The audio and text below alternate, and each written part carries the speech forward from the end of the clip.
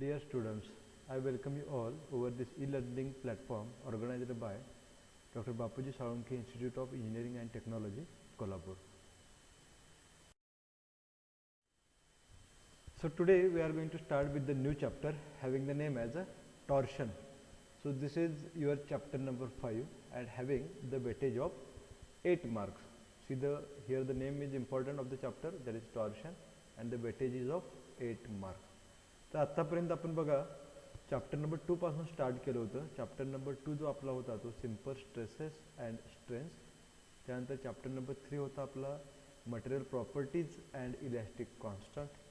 Chapter number 4 जो आपला 28 मार्कचा chapter number 4 होता त्याच्यामध्ये 14 मार्क्ससाठी तो चॅप्टर नंबर 4 जो होता तो डिस्ट्रीब्यूट केला होता. Like first part is suppose SFD and BMD and second part is shear stresses and bending stresses. बरोबर. तर इथंपर्यंत आपण सगळं शिकलेलो आहे सॉममध्ये. आता हा जो चॅप्टर आहे टॉर्शन हा फक्त मेकॅनिकल आणि ऑटोमोबाईल इंजिनिअरिंग स्टुडंटसाठी आहे. म्हणजे हा टॉर्शन जो आहे तो सिव्हिल इंजिनिअरिंग स्टुडंटसाठी नाही आहे. तर हे लेक्चर जे आहे ते तुम्हाला फक्त मेकॅनिकल आणि ऑटोमोबाईलच्या स्टुडंटना फक्त विजिबल असणार आहे. सिव्हिलच्या मुलांना ते विजिबल असणार नाही आहे. तर मेकॅनिकल आणि ऑटोमोबाईल जे स्टुडंट आहेत त्यांच्यासाठी हा सॉममध्ये चॅप्टर नंबर 5 आहे आणि त्याला वेटेज आहे 8 मार्क्सचं. ओके.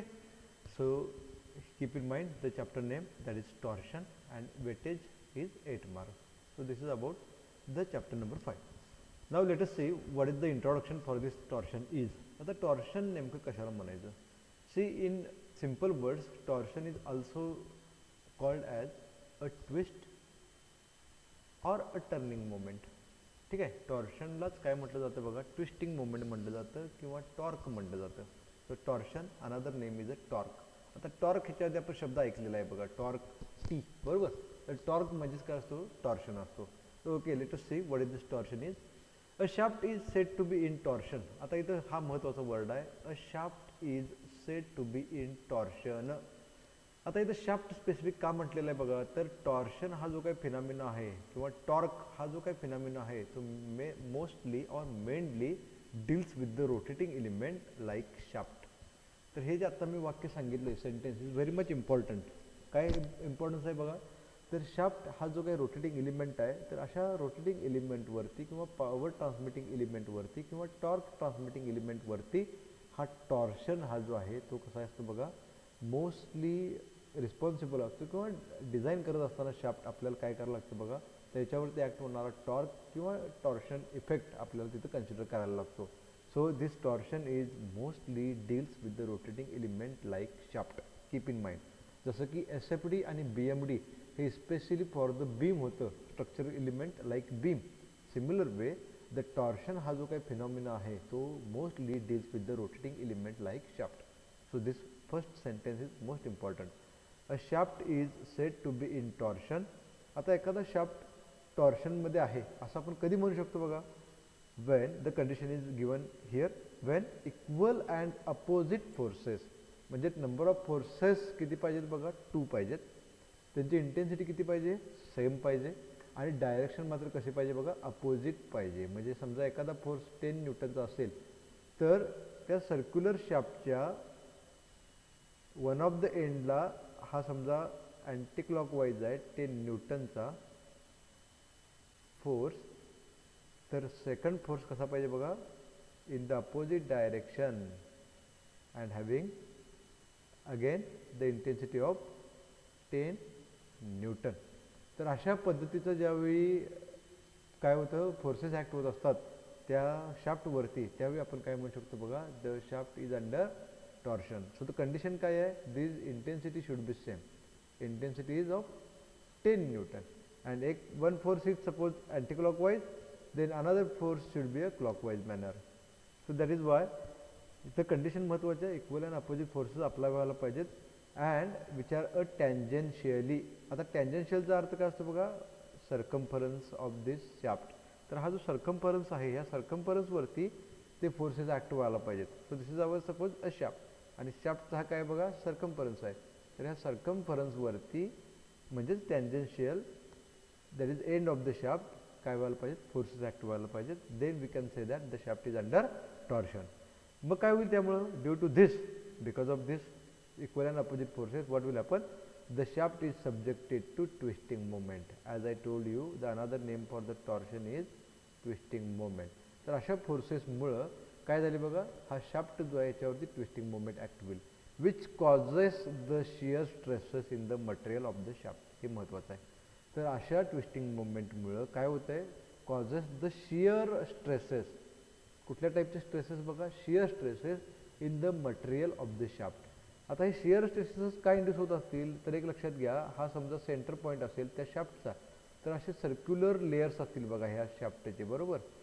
असे एन नंबर ऑफ लेयर्सपासून हा काय तयार झालेला आहे, शाफ्ट तयार झालेला आहे, बरोबर.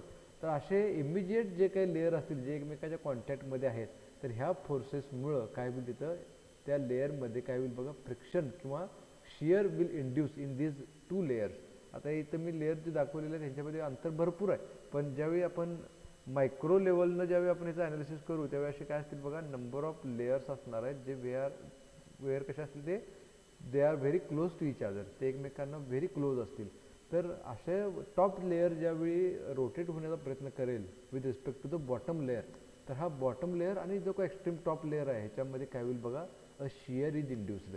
म्हणजेच काय, एखाद्या शाफ्टवरती ज्यावेळी असा टॉर्शन इफेक्ट ॲक्ट होत असतो किंवा ट्विस्टिंग मोमेंट अप्लाय होत असते त्या शाफ्टवरती, त्यावेळी त्या शाफ्ट मटेरियलवरती शियर स्ट्रेस इंड्यूस होत असतो. So that is the main thing behind this torsion. Now let us see some examples. So examples are mentioned where we can see the torsion. A screw driven by a screwdriver. Screw आहे. Suppose this is an screw and this could be tightened or loosened with the help of screwdriver. तर हे कशाचं example आहे बघा. आता इथं आपण काय करतो, स्क्रूड्रायव्हर आपला इन्सर्ट करतो ह्या स्लॉटमध्ये and we are applying the force like this, rotating force आपण अप्लाय करत असतो ह्या स्क्रूवरती. So this is example of torsion. Second आहे डोअर नॉब. डोअर नॉब म्हणजे कुठला, आपण प्रेस करायचा नॉब असतो बघा डोअरला, की जो आपण रोटेट करतो at the same time the door gets open. तर ते कशाचं एक्झाम्पल आहे, it is example of torsion. Spring जी सर्क्युलर असते, सर्क्युलर क्रॉस सेक्शनला जी काही स्प्रिंग असते, so this is again example of, जिथं जिथं आपल्याला स्प्रिंग आहे तिथं आपल्याला टॉर्शन इफेक्ट बघायला मिळतो. Most important, shaft transmitting the power in automobiles or turbines. Turbines किंवा ऑटोमोबाईल्समध्ये जे शाफ्ट वापरलेले जातात ज्यांचं काम असतं to transfer the torque or power, तर हे जे शाफ्ट आहेत हे कशाचं एक्झाम्पल आहे बघा, टॉर्शनचं एक्झाम्पल आहे. Now shaft used to rotate the blades of helicopter. म्हणजे हेलिकॉप्टरचे ब्लेड्स रोटेट करणारा जो शाफ्ट आहे तो सुद्धा कशाचं एक्झाम्पल आहे बघा, टॉर्शनचं एक्झाम्पल आहे. So in short, shaft is an example of torsion. That is the main thing from this introduction part of this chapter. So let us define the torsion is. So as I told you, torsion is nothing but the torque or the twisting moment, and we know the torque, it is a simply product of force into distance. So here you may see the torque is a product of force into distance r. See here, for example, a shaft is shown in this diagram.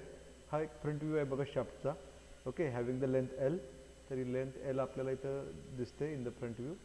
One of the end of the shaft is fix and at the other end the torque is applied. So torque is from the force. Okay, so side view of the shaft is shown here.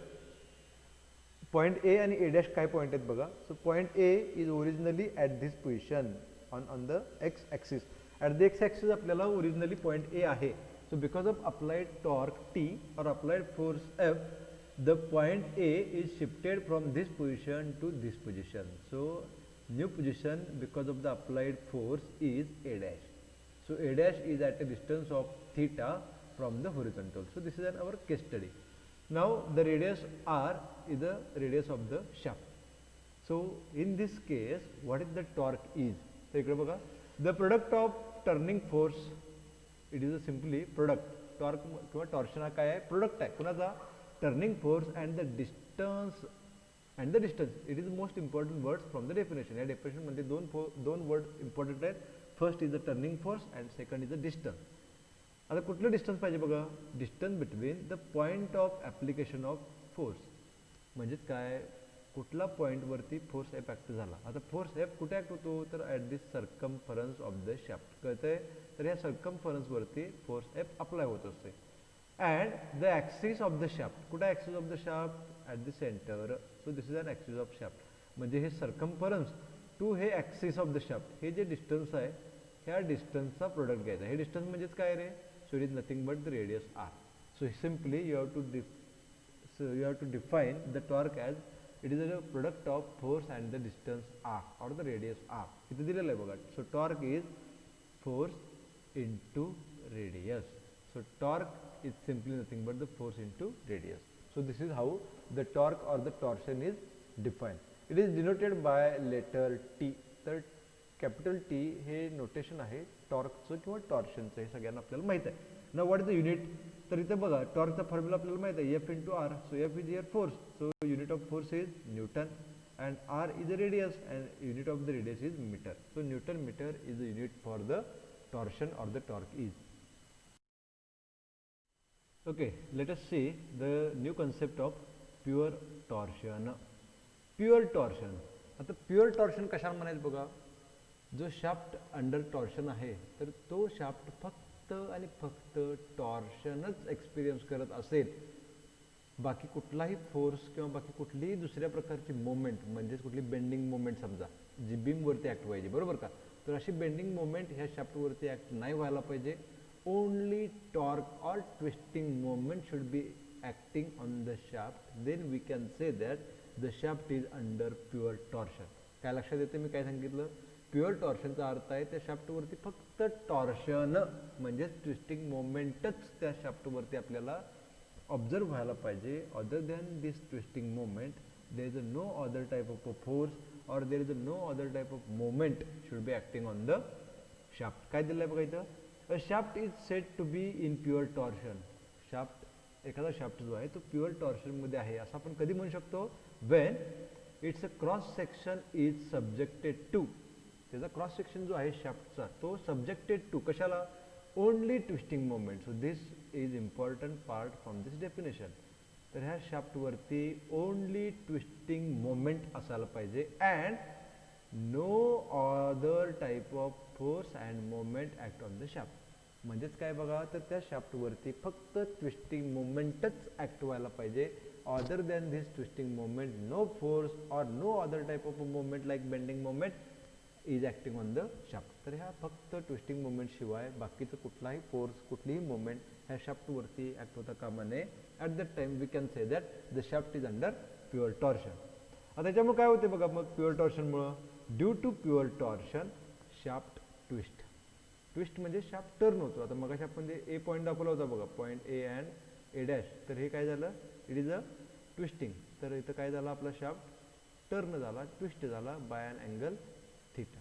So this is a twisting we can say or a turning we can say. So because of this torsion shaft twist. आणि ह्या ट्विस्टिंगमुळे काय होतं आहे, most important shear stress is induced in the shaft. आता shear stress काय induce होतात मी तुम्हाला सांगितलं, तर हे सर्क्युलर जे काही लेयर्स आहेत ते एकमेकांना व्हेरी क्लोज असतात बघा. अशा एन नंबर ऑफ लेअरपासून हा शाफ्ट तयार झालेला असतो. ज्यावेळी एक्स्ट्रीम लेअर त्याचा टर्न होईल त्यावेळी त्याचा इमिजिएट जो खालचा लेअर असणार आहे ह्या टॉप लेअरच्या व्हेरी क्लोजर जो काही लेअर असणार आहे, इट एक्सपिरियन्सिंग अ शियर. तर ह्या दोन लेअरमध्ये फ्रिक्शन होईल, शियर होईल.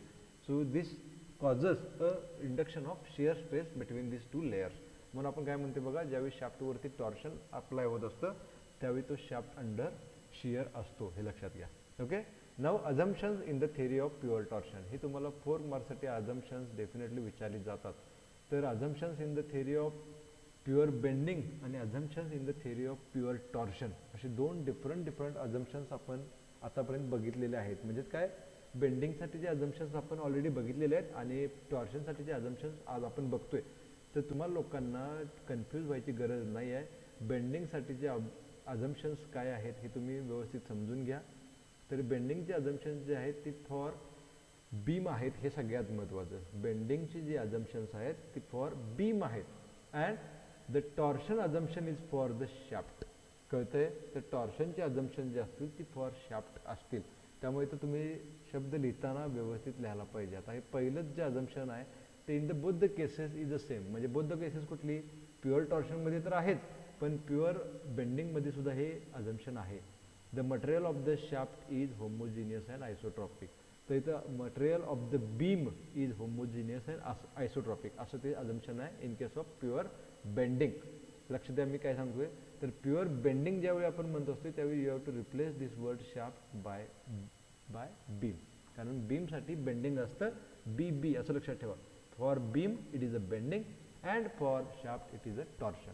त्यामुळे टॉर्शनचे अजम्पशन विचारल्यावर तुम्हाला महत्त्वाचं काय असायला पाहिजे ह्या अजम्पशन्समध्ये, तर वर्ड शाफ्ट असायला पाहिजे, हे लक्षात घ्या. पहिला अजम्पशन बघूया आपण काय आहे, the material of the shaft is homogeneous and isotropic. तर ह्या शब्दांचा मी तुम्हाला मिनिंग ऑलरेडी सांगितलेला आहे. होमोजिनियसचा अर्थ असतो, समजा हा आपला शाफ्ट आहे, तर suppose there we can consider two sections, section 1-1 and section 2-2. Okay, तर हा सेक्शन 2-2 आहे, हा सेक्शन 1-1 आहे. तर what is the material properties at this section, ह्या सेक्शन 1-1ला ज्या काही मटेरियल प्रॉपर्टीज असतील त्या same properties should be there at section 2-2, at section 2-2. किंवा अजून एखादा सेक्शन घेतला 3-3, अजून एखादा सेक्शन घेतला 4-4, तर ह्या प्रत्येक सेक्शनला मटेरियल प्रॉपर्टीज कशा असायला पाहिजेत बघा, सेम असायला पाहिजेत, कॉन्स्टंट असायला पाहिजेत. At that time only we can say the material is a homogeneous. Okay, म्हणजे ह्या पॉईंटला इलॅस्टिक लिमिट काय आहे, किंवा अजून पॉयसन्स रेशो काय आहे, किंवा अजून कुठले parameters, bulk modulus etcetera shear modulus, जे काही मॉड्युलस असतील किंवा जे काही आपले फिजिकल टर्म्स असतील तर त्या कशा असायला पाहिजेत बघा, सेम असायला पाहिजे at each and every cross section of the shaft. So that is the meaning of the word homogeneous. Now isotropic. So isotropic means is what? Along x direction, along y direction and along z direction the properties remains same. म्हणजे कुठल्याही डायरेक्शनला जर तुम्ही properties त्या शाफ्टच्या check केल्या तर त्या properties same यायला पाहिजेत. At that time we can say the shaft is isotropic. Okay, now second assumption, the shaft is a straight and uniform throughout the section.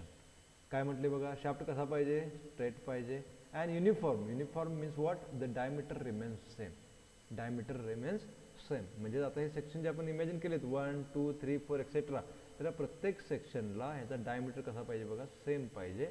आणि ते जो काय आपला बीम जो काय आपला शाफ्ट अंडर स्टडी आहे तो कसा पाहिजे, स्ट्रेट पाहिजे. That is the assumption.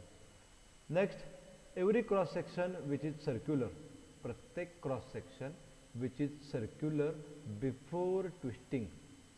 आता बेसिकली हा जो शाफ्ट आहे त्याचा प्रत्येक सेक्शन जो आहे, प्रत्येक सेक्शन हा कसा असणार आहे सांगा, सर्क्युलरच असणार आहे, कारण शाफ्ट कसा मेंबर असतो, सर्क्युलर मेंबर असतो. मग काय म्हटलं आहे, every cross section which is circular, हा सर्क्युलर आहे. बिफोर ट्विस्टिंग, हा ट्विस्टिंगच्या अगोदरच आहे. तर रिमेन्स सर्क्युलर आफ्टर ट्विस्टिंग, म्हणजे ट्विस्टिंग एफर्ट किंवा ट्विस्टिंग लोड अप्लाय केल्यानंतर आणि तो रिमूव्ह केल्यानंतर same cross section remains circular. तर इनिशियली जो काही सर्क्युलर क्रॉस सेक्शन होता तो ट्विस्टिंग मोमेंट अप्लाय केल्यानंतर सुद्धा कसा राहायला पाहिजे बघा, सर्क्युलर राहायला पाहिजे. So that is the assumption number 4 in case of theory of pure torsion. Then go for next assumption, that is plane section remains plane after twisting and there is a no warping. काय म्हटले बघा, plain section. आता again हा cross section आपण imagine करूया. आता हा cross सेक्शनला जर तुम्ही साईड व्ह्यूमध्ये बघितला तर हा सेक्शन कसा असणार आहे बघा, प्लेन आहे, बरोबर. तर हा प्लेन जो आहे तो रिमेन्स प्लेन आफ्टर ट्विस्टिंग. म्हणजेच काय, before the twisting moment this area और दिस सरफेस इज अ प्लेन. आणि ज्यावेळी तुम्ही ट्विस्टिंग मोमेंट अप्लाय करून काढता त्या शाफ्टवरचं त्यावेळी सुद्धा हा जो सरफेस आहे तो कसा असायला पाहिजे बघा, फ्लॅट असायला पाहिजे आणि प्लेन असायला पाहिजे. There should not be no warping. म्हणजेच कसा, वार्पिंग म्हणजे काय असतं बघा, असं वेव्हीनेस त्या क्रॉस सेक्शनमध्ये नको पाहिजे. ओके, वार्पिंग म्हणतो आपण बघा, एखादं प्लायवूड आपण जर म्हणू, या प्लायवूडवरती जर पाणी पडलं पावसाळ्यामध्ये तर ते काय होतं बघा, प्लायवूडचं वार्पिंग होतं. तर असं वार्पिंग ह्या शाफ्ट मटेरियलचं होता कामा नये. So that is the meaning of the word warping.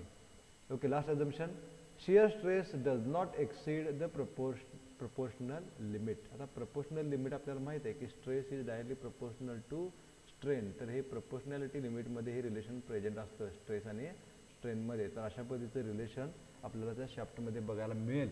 So that is the next assumption. So these are the assumptions. I hope you are getting with all these assumptions. Now the most important part from this chapter torsion is torsion equation. सगळ्यात महत्त्वाचं ह्या चॅप्टरमध्ये काय असेल तर हे torsion equation आहे. हे तुम्हाला इक्वेशन तोंडपाठ असणं गरजेचं आहे.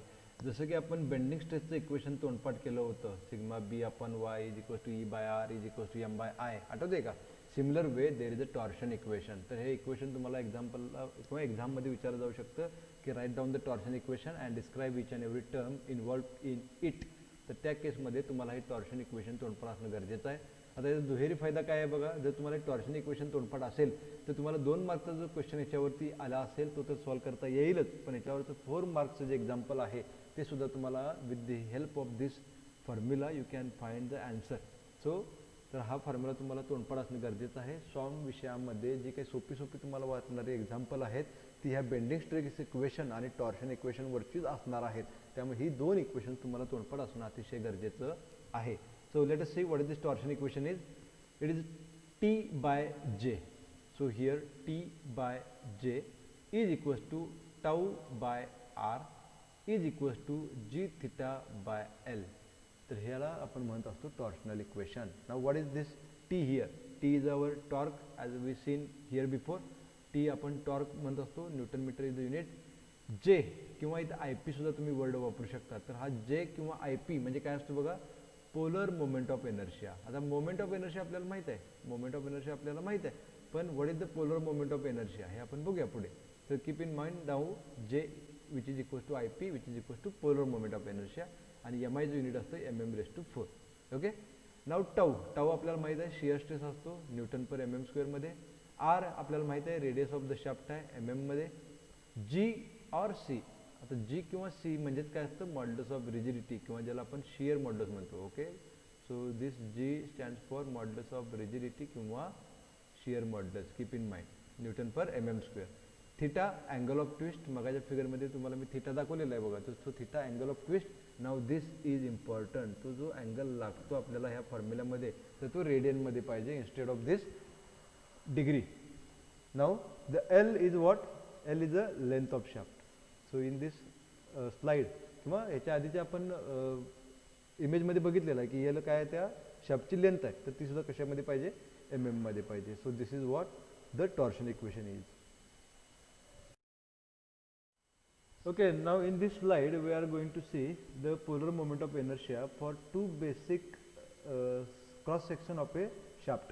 आता टॉर्शन हा जो फिनॉमिना आहे तो स्पेशली फॉर द शाफ्ट आहे हे तर आपल्याला आतापर्यंत कळालेलं आहे. तर हे शाफ्ट जे आहे ते 2 प्रकारचे असू शकतात. एक तर सर्क्युलर तर आहेत but it is a solid or hollow. Okay. So these are the 2 types of a shaft. तर अशा 2 टाइप्सचे जे काही शाफ्ट आहेत तर ह्या शाफ्टसाठीचा polar MI polar moment of inertia ज्याला आपण J म्हणतो किंवा IP म्हणतो किंवा IZ म्हणतो. तर हे जे आहे पोलर MI तो कसा फाइंड करायचा तर ह्या स्लाइडमध्ये आपण ते बघणार आहे. ओके. तर पोलर MI फाइंड करायचं इक्वेशन काय बघा, तर IZZ that is J. Okay. IZZ म्हणजे MI अबाउट ZZ ॲक्सिस असं त्याचं मिनिंग आहे. Which is equals to IXX म्हणजेच काय MI about XX axis plus IYY याचा अर्थ काय MI about the YY axis. आता हा आपला सॉलिड शाफ्ट आहे, त्याचा हा एक आपण X ॲक्सिस म्हणूया, हा Y ॲक्सिस म्हणूया आणि ह्या 2 ॲक्सिसना परपेंडिक्युलर कुठला ॲक्सिस असेल, Z ॲक्सिस असेल. तर त्या Z ॲक्सिसचा MI म्हणजेच काय असतो, IP असतो किंवा IZZ असतो किंवा J असतो. ओके. तर तो कॅल्क्युलेट करायचा फॉर्म्युला तुम्हाला ह्या स्टेपमध्ये दिलेला आहे. J is equals to IXX plus IYY which is equals to IZZ. ह्यालाच आपण IZZ सुद्धा म्हणत असतो. तर हे MIचे एक 2 थेरम आहेत, parallel axis theorem and perpendicular axis theorem. तर ते परपेंडिक्युलर ॲक्सिस थेरमनुसार IZZ is equals to IXX plus IYY हे असतं. हे आपण MI चॅप्टरमध्ये इन डिटेल बघूया. आता फक्त तुम्ही इथं लक्षात ठेवा IZZ is equals to IXX plus IYY. आता MI अबाउट XX ॲक्सिसचा आपल्याला डायरेक्ट फॉर्म्युला आहे π/64 d⁴. आता सर्क्युलर जो आहे तो एलिमेंट अबाउट XX असेल किंवा अबाउट YY असेल कसाही सांगा तो सिमेट्रिकल आहे म्हणून परत IYY काय आला π/64 d⁴. आता या दोघांची जर आपण बेरीज घेतली तर काय होईल बघा 2 टाइम्स π/64 d⁴. ह्या 2ला 64 भाग कसा जाईल 32. So J or IP is equals to π/32 d⁴.